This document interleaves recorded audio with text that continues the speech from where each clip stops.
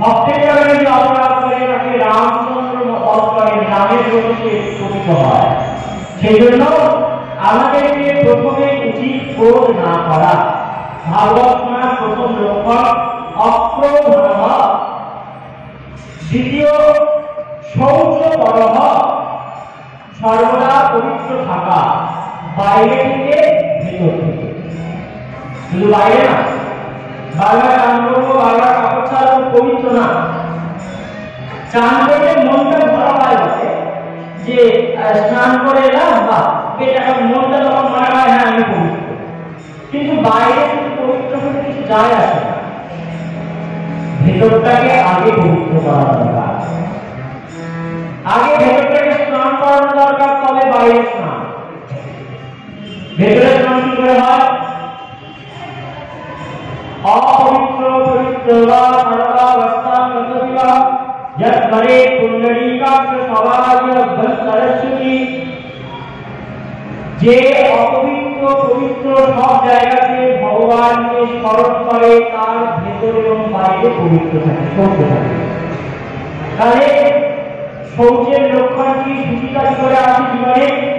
না সর্বদা ভগবত স্মরণে তল্লীন থাকা, ভগবানের চিন্তা করা, ভগবানের স্মরণ করা। তাই সাত্বিক যে আমরা ভাগবত শুনব, যা শুনব সেইটাকে আমরা অবসর সময়ে চিন্তন করব, যার ফলে আমাদের হৃদয় এবং বাইরে পবিত্র হবে। তাই অক্রোধ শৌচপরহ। তৃতীয় বলছে সততম ব্রহ্মচারিণ, 7 দিন ব্রহ্মচর্য ধারণ করে ভাগবত শোনা উচিত। ব্রহ্মচারী মানে যিনি পথে চলেন তাকে বলা হয় পথচারী, তাই তো? পথে যে চলেন তাকে বলা হয় পথচারী। সেই রকম ভাবে আকাশে যিনি চলেন তাকে বলা হয় নভোচারী।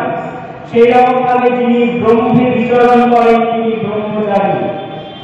যিনি ব্রহ্মে বিচরণ করেন, পরব্রহ্ম ভগবান শ্রীকৃষ্ণের স্মরণ মনন করেন, নিতাই চৈতন্যের স্মরণ মনন করেন, তিনি হচ্ছেন ব্রহ্মচারী। সর্বদা ভগবত চিন্তায় থাকা। তাই 7 দিন এই ব্রহ্মচর্য ব্রত ধারণ করে ভাগবত শ্রবণ করা।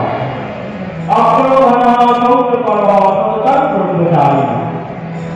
অদৃষ্ট ভাবনা সন্তু মা সন্তু কর্মেন যত। চতুর্থ কাজ হচ্ছে অদৃষ্ট ভাষণ।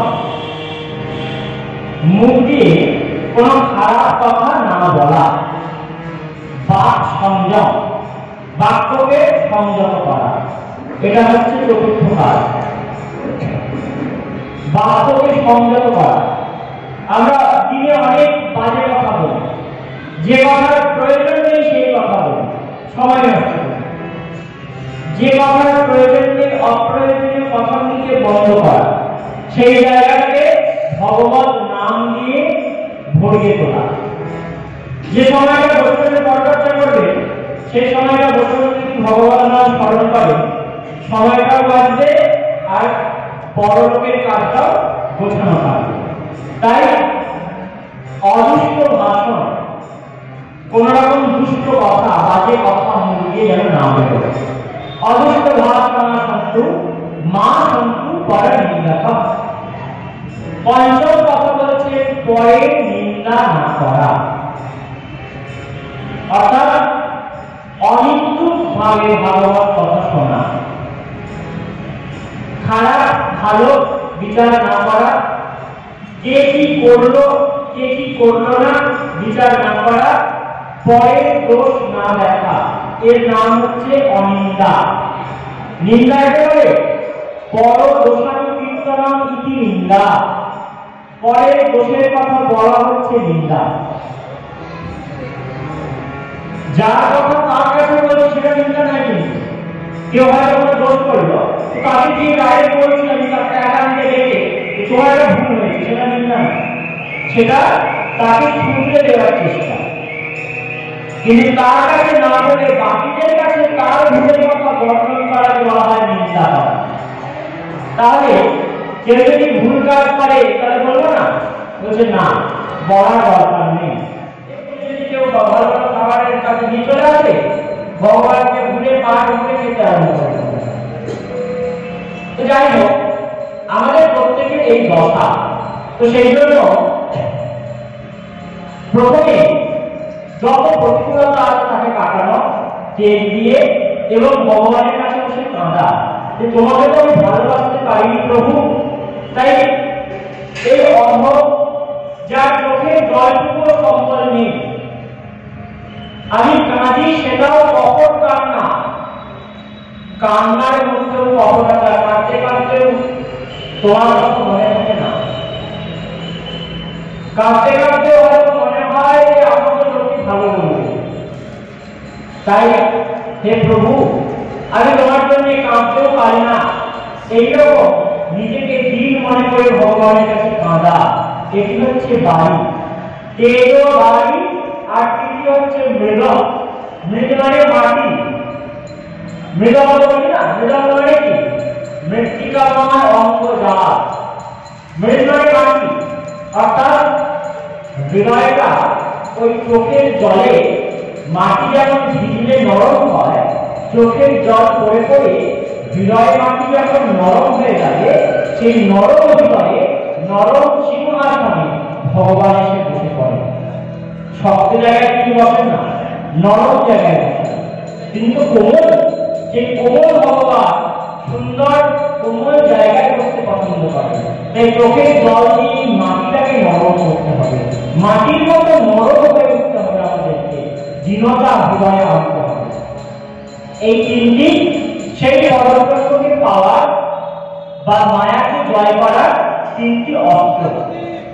তাই সত্য পরম ধীমহি, আমরা সেই সত্য স্বরূপে ধ্যান করি। দ্বিতীয় শ্লোকে বলছেন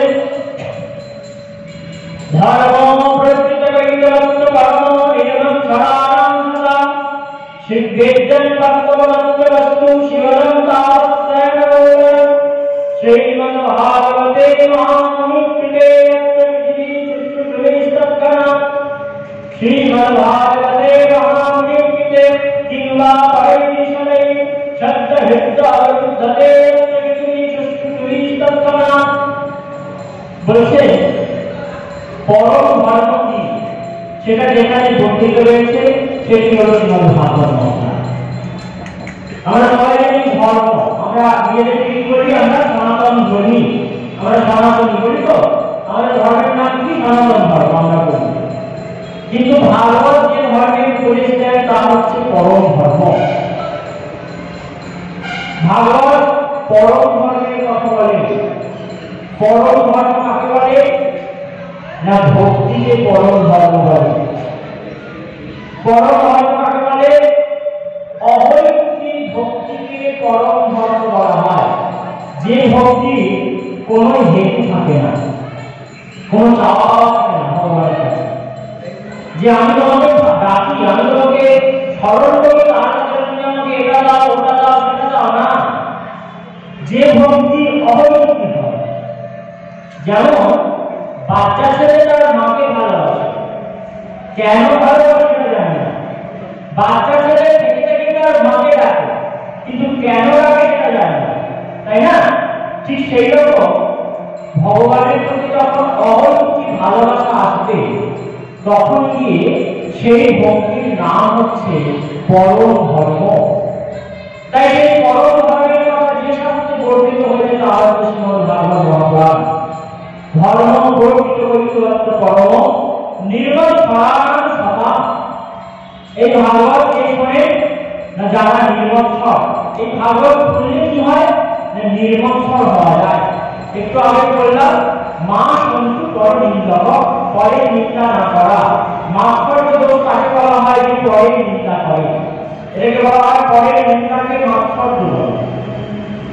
তাই যে ভাগবত শোনে তার মধ্যে থেকে এই মাৎসর্য দোষ কেটে যায়, পরনিন্দা দোষ কেটে যায়। যখন বারবার শুনে যে পরে নিন্দা করতে নেই, পরে নিন্দা করতে নেই, নিন্দা যদি আরো করতে হয় একজনের পর একজনের নিন্দা করা খুব ভালো, উচিত।